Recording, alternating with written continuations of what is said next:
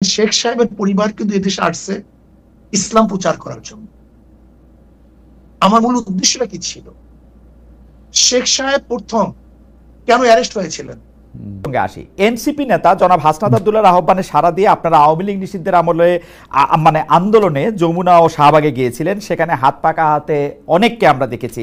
সরকার আওয়ামী লীগের কার্যক্রম নিষিদ্ধও করেছে, কিন্তু এরপর থেকে সোশ্যাল মিডিয়ায় অনেকে আলোচনা করছেন, আমাদের ঘোষণায় অনেকে মন্তব্য করেছেন ইসলামী আন্দোলন বাংলাদেশ গত 15 বছরের সুবিধাভোগী, অর্থাৎ আপনারা গত 15 বছরে সুবিধা নিয়েছেন। বিএনপি জামাত বর্জন করেছে এমন কিছু স্থানীয় নির্বাচনে আপনারা অংশ নিয়েছেন। আপনাদের অনুষ্ঠানে সাবেক তথ্যমন্ত্রী, যাকে আসলে নানা মানে পররাষ্ট্রমন্ত্রীও বটে, যাকে নানা অভিধায় অভিহিত করা হয়, সেই ডক্টর হাসান মাহমুদের মতো প্রভাবশালী বিতর্কিত আওয়ামী লীগ নেতার পুরনো ভিডিও এখনও আমরা দেখতে পাচ্ছি, যেখানে তারা আপনাদের সঙ্গে বসে আছেন। কেউ কেউ এমন মন্তব্য করছেন, যখন যারা ক্ষমতায় থাকে আপনারা তাদের সঙ্গে তাল মিলিয়ে চলেন। একটু আপনার মন্তব্য শুনবো। এইটা ভুল বলছেন। যখন যারা ক্ষমতায় থাকে ইসলামী আন্দোলন তাদের সমস্ত সমস্যাগুলি, দুর্নীতিগুলি তুলে ধরে, এটা বলতে পারেন। আচ্ছা, আপনি কি দেখেছেন সেখানে শুধু হাসান মাহমুদকে? সেখানে কি বুলু সাহেবকে দেখেন নাই? দেখছি, আমার পাশে দেখছি। তা সেটা বললেন না কেন? না, বুলু সাহেবকেও দেখছি। হাসান আমার স্বরাষ্ট্রমন্ত্রীর সাথে স্বরাষ্ট্রের সাথে জি, আপনি বলেন, আপনি শেষ করেন, তারপর আমি বলবো। আমি শেষ করি। আপনার হাসান মাহমুদ সাহেবের সাথে আমার বক্তৃতা মানে আমাদেরকে বসতে দেখছেন, কিন্তু তারপরে আমি যখন বক্তব্য দিয়েছি তখন যে এই বক্তব্য দিয়েছিলাম সেটা তো তুলে ধরলেন না। ওই একই স্টেজ আপনি দেখুন সেই বক্তব্য, যে আপনারা বিএনপি বলছেন আমরা এইটা করছি, আওয়ামী লীগ বলছেন আমরা এইটা করছি, কিন্তু কে কত দুর্নীতি করছেন সেটা তো বললেন না।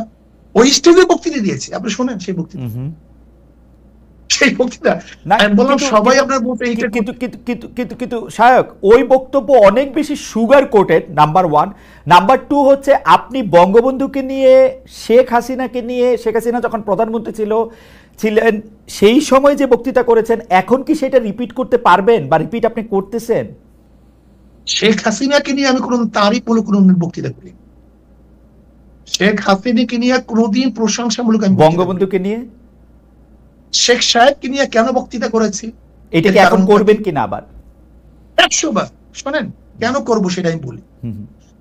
আমি বললাম না আমি কোনো জিনিস রোজাত করি নাই, তো কোনো জিনিস রোজাত করিনি। ওকে, যখন শেখ সাহেবের মূর্তি টানানো হয়েছিল তখন আমি কি বক্তৃতা করেছিলাম, যে 72 বছর পরে যদি লেনিনের মূর্তি ক্যারিন দিয়ে তুলে সাগরে ফেলে দেয় তাহলে আজকে হোক কালকে হোক এই বুড়িগঙ্গা এই মূর্তিকে ফেলানো হবে। এই বক্তৃতা আমার, আমি শুনছি না, আমি জানি না, এবং সেইটা দেখছি।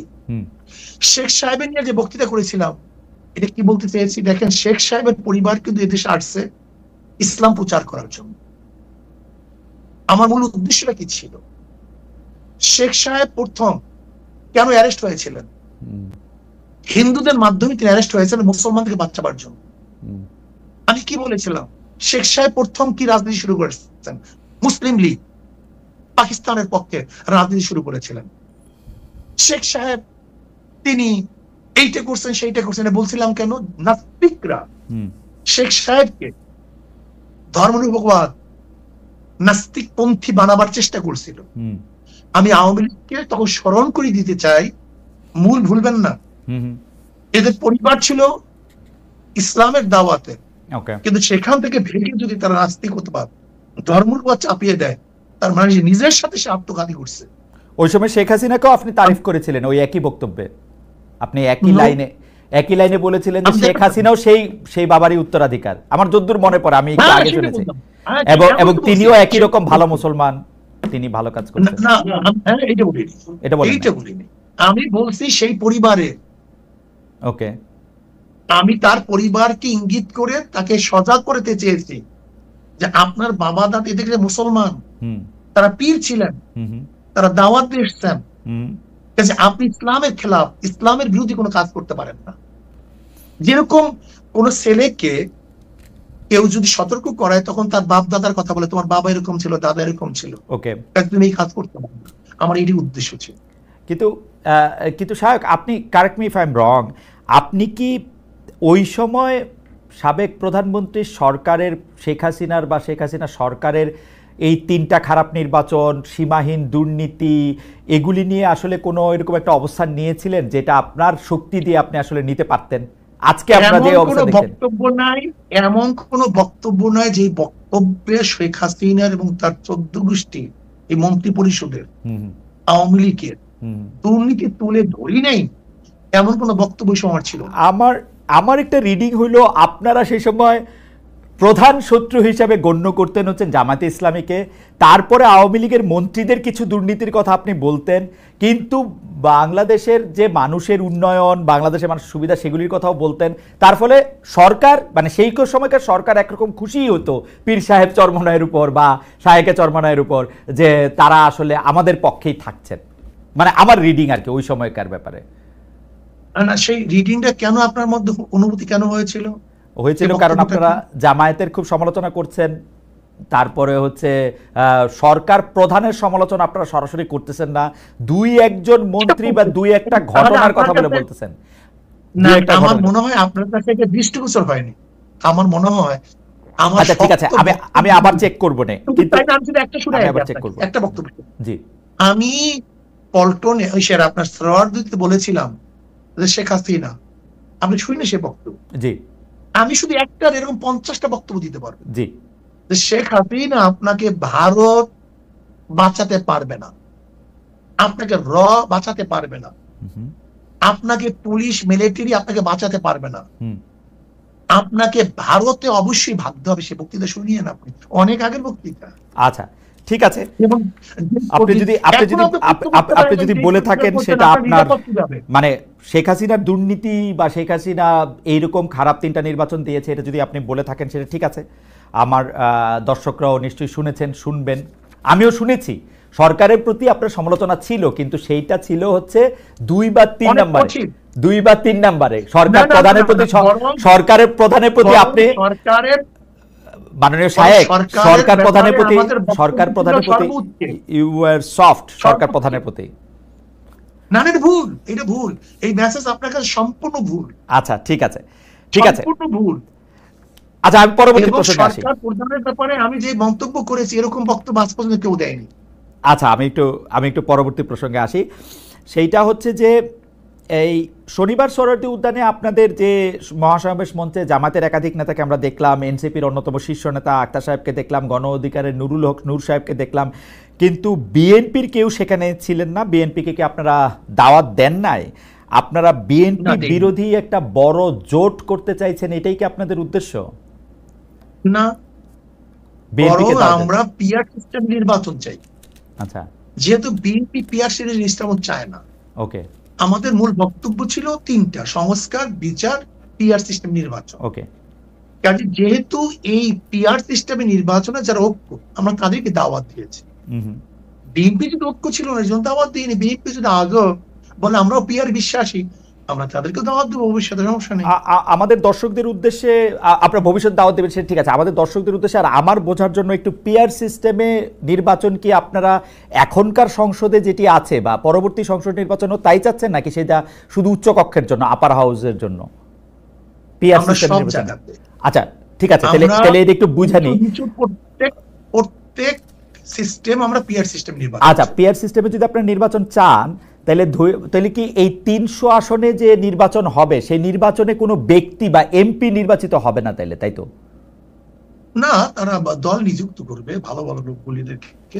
না, ধরেন দল নিযুক্ত করলো, দল নিযুক্ত করে ধরা যাক ইসলামী আন্দোলন 50% ভোট পাইলো, সেই জন্য তারা 150 সিট পাবে, আর বাকি যারা 20%, 30% তারা সেরকম করে কেউ 100 সিট, কেউ 50 সিট, কেউ 30, 20, 10 এরকম করে পাবে।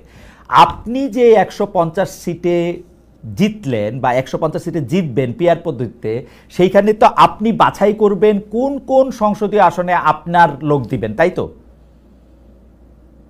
তাই। কিন্তু যদি ধরা যাক আমাদের বরিশাল 1 আসনে আপনিও সেখানে একজন লোককে নিয়োগ দিতে চাচ্ছেন যে 30% পাইছে, উনিও ওইখানেই উনার সিটটা চান, যিনি 10% পাইছে উনিও ওইখানে ওই সিটটা চান, এইটা রিজলভ করা হবে কিভাবে? কোনো সমস্যা নেই, আমরা কম্প্রোমাইজ করে নেব। না না, যার যেখানে প্রয়োজন সেখানে নেব। প্রয়োজন প্রয়োজন তো মূল বাধাটা আমি এটা ছাড়াই দিই, তাহলে ব্যাপারটা বুঝবেন। জি, আসলে পিআর সিস্টেমে নির্বাচনে কোন সিটে কোন প্রার্থী, এইটা বহুত বড় কথা না। পিআর সিস্টেম নির্বাচনের সংসদ যারা সদস্য হবেন তাদের মূল দায়িত্ব থাকবে সংসদে কাজ করা, আইন প্রণয়ন করা, আইনকে বাস্তবায়ন করা। তার মানে ধরেন ধরেন ধরেন কথার কথা, আর আমাদের যে স্থানীয় যে সরকারগুলি থাকবে সেটাকে এস্টাবলিশ করা। আমরা উন্নয়নের ব্যাপারটা নেব স্থানীয় সরকার থেকে। আর স্থানীয় সরকার কাজ করতেছে কিনা, কোন আইনের পদ্ধতিতে, প্রক্রিয়ায় দেশ ভালো চলবে, জবাবদিহিতামূলক হবে, এদের কাজই থাকবে মূল হলো আইন প্রণয়ন করা, আইন বাস্তবায়ন করা। না, আপনি আমাকে একটু আপনি আমাকে আরেকটু সাহায্য করেন। ধরা যাক পীর সাহেব চরমনায় আর আপনি মিলে ডিসাইড করলেন আমাকে কুমিল্লা 1 আসন থেকে আপনারা এমপি বানাবেন। ধরা যাক একইভাবে জামায়াতের নেতা ডক্টর শফিকুর রহমানও ঠিক করলেন আমাকে কুমিল্লা 2 আসন থেকে এমপি বানাবেন। আমি কিন্তু এলাকায় যাইও নাই, ভোটও করি নাই, কিচ্ছু করি নাই। আমার পক্ষে তো এমপি হয়ে যাওয়া সম্ভব, তাই না? আপনারা যদি 50% ভোট পান, আপনাদের যদি 150 জন সংসদ, এইটা কি ঠিক হবে? আমি কি একটা ভালো জনপ্রতিনিধি হইতে পারবো? নির্ধারণ না করি তাহলে কি হবে? এলাকায় নির্ধারণ করলাম, এলাকায় নির্ধারণ করলাম। আপনার এত পার্সেন্টেজ ধরে নেন, একটা বক্তব্য জি ধরে নেন, জি, আপনার এত পার্সেন্টেজ ভোট পেয়েছেন, আপনার সংসদে এত প্রার্থী আপনার আছে। হ্যাঁ হ্যাঁ, এখানে কোন এলাকা এটা তো নির্ধারণ করা জরুরি না। না, জরুরি। কারণ হচ্ছে যে প্রত্যেকটা মানুষের তখন ভোটিং রাইটটা হয় আমাকে দাউদকান্দি বা মুরাদনগর থেকে নির্বাচিত করবে কিনা, আমি ভালো প্রার্থী নাকি এনসিপির উপদেষ্টা মহোদয় আসিফ সাহেব ভালো প্রার্থী নাকি কায়কোবাদ সাহেব ভালো প্রার্থী, ওইটা ওই এলাকার মানুষের right to choose there MP. তাহলে আপনি মার্কা নিলেন কেন? মার্কা নিছি তো হচ্ছে আমার আদর্শটাকে কম কথায় বলার জন্য, যাতে ব্যালটে আমার আদর্শটা থাকে, মানুষ জানবে আমি ইসলামী আন্দোলনের লোক, ইসলামী আন্দোলনের আদর্শটা মানুষ জানবে থ্রু আপনার মাধ্যমে। আপনি তো আর সব জায়গায় যাইতে পারবেন না, আমি আপনার বায়াতটা দিয়ে মানুষকে বলবো যে আমি হাত পাখার লোক, হাত পাখা হচ্ছে এটার আদর্শ, এই জন্য আমি মার্কা নিছি। কথা বলবেন একটু বলি। জি জি জি, ধরে নেন আপনার আসলে তো মূল মার্কা, যেই ব্যক্তি নির্বাচনে অংশগ্রহণ করছে সে মার্কা নির্বাচন না করে তাহলে সেই ব্যক্তি কি কোনো নির্বাচিত হতে পারবে? ধরে না কেউ হতে পারবে, অধিকাংশ পারবে না, অনেকে পারে। মূল তো মানুষের ভোট দিতে আসেন আদর্শকে, রাইট, আদর্শকে। যদি আদর্শকে ভোট দেয় আদর্শ ক্ষমতায় যাবে না, ক্ষমতায় যাবে সংসদে না। আমি একটু অল্প একটু বলি, আমি বছর 30 ধরে এই মাঠ পর্যায়ে সাংবাদিকতাটা দেখি, তো অনেক সময় কি হয় সাহেব জানেন, ধরেন আপনার আদর্শ দিয়া আপনি আমাকে হাত পাখা দিলেন, মানুষ আমাকে আগ্রহ করে নিল, কিন্তু আপনি আমাকে না দিয়ে আমার বন্ধুকে দিলেন, মানুষ হাত পাকার আদর্শে থাকলেও তাকে নিতে রাজি না, তাকে কিন্তু ফেল করায় দেয়। এখানে আদর্শ ইম্পর্টেন্ট, ব্যক্তিও ইম্পর্টেন্ট সায়ক। আপনি শুধু আদর্শ দিয়ে পাঠাইলে কাউকে আপনি নির্বাচিত করে আনতে পারবেন না, এখানে দুইটাই গুরুত্বপূর্ণ। অবশ্যই অবশ্যই, কিন্তু আমি মনে করি ধরে নেন আমরা 10 জনের নির্বাচন অংশগ্রহণ করলাম 10 পার্টির থেকে, একজনে ভোট পাইছে 10,100 আর 90,000 মানুষ তার বিরুদ্ধে, তার 90,000 মানুষ কি তার প্রতিনিধিকে মানে সিলেকশন করতে পারছে? না, গণতন্ত্রের মজাটাই তো এইটা, গণতন্ত্রের মজাটাই তো হচ্ছে বেশিরভাগ মানুষ যাকে পছন্দ করে সেই হচ্ছে নির্বাচিত করবে, মানে শাসন ক্ষমতায় দায়িত্ব পাবে, সেটাই তো। এখানে তো 10,000 মানুষ, আপনার 90,000 মানুষ তো আপনার বিরুদ্ধে, তাই মেজরিটি হলো কিভাবে? না না, মেজরিটি হওয়ার দরকার নাই তো, বেশিরভাগ সবচেয়ে বেশি মানুষ যেটা করবে, 10,000 মানুষ থাকুক। আমরা গণতন্ত্রে সেইটা বাধ্য করতে চেষ্টা। গণতন্ত্রের অনেকগুলি পার্ট আছে মহিউদ্দিন, আপনি নিশ্চয়ই জানেন। গণতন্ত্রের পদ্ধতি কিন্তু একটা না, গোটা দুনিয়ার মধ্যে গণতন্ত্র ভিত্তিক নির্বাচন পদ্ধতি একটা না। না, আমি জানি একটা না, প্রচুর। আমি জানি আমাদের দেশে আসলে মৌলিক গণতন্ত্র ছিল, আমাদের প্রেসিডেন্ট নির্বাচন করে এখন পদ্ধতি ভিন্ন। আমার কাছে কি মনে হয় আমাদের জানেন, আগে সায়ক, আমার কাছে কি মনে হয় জানেন, আপনি আমাকে কারেক্ট করেন ইফ আই এম রং। আমার কাছে মনে হয় যে আপনারা তড়িঘড়ি করে এই পিআর সিস্টেমের কথা বলতেছেন, পিআর সিস্টেমটার ভালো মন্দ বিবেচনা না করে, সম্ভাব্যতা বিচার না করে আপনারা পিআর সিস্টেমটা করার সময় এইটাও ভুলে গেছেন যে একটা 300টা আসনে আপনার 300টা ব্যক্তি গুরুত্বপূর্ণ। আপনি মনে করতেছেন শুধু মার্কাটা পাস করে আসলেই হবে, এরপর আপনি টেবিলে বসে 10টা লোককে আপনার ইচ্ছা মতো নিয়োগ দিবেন। This is not fair. আমাকে কথা বলতে জি জি বলেন বলেন। দেখেন, যদি আমি বর্তমান প্রচলিত নির্বাচনের কথা বলি, সেখানেও কিন্তু মেরিট ডিমেরিট আছে। আছে আপনার পিআর সিস্টেমে নির্বাচনে মেরিট ডিমেরিট অবশ্যই আছে, কিন্তু আমরা দেখব মেরিট ডিমেরিটের মধ্যে কোনটার গ্রহণযোগ্যতা বেশি, কোনটার গ্রহণযোগ্যতা কম। আমার একটা ছোট্ট আবেদন, আমি জানি যে হুজুর আপনি অনেক লজিক্যাল লোক, আপনার সাথে আমি মানে তর্ক করার মানে ধৃষ্টতা ক্ষমা করবেন, কিন্তু আপনি দেখেন যে এটার মধ্যে অনেকগুলি প্র্যাকটিক্যাল প্রবলেম আছে। সেজন্য আমি বলছি আমার কিচ্ছু আসে যায় না, আমি খুব ভালো করে জানি আপনি আমাকে এমপি নমিনেশন দিবেন না, সো আমার কোনো স্বার্থ নাই।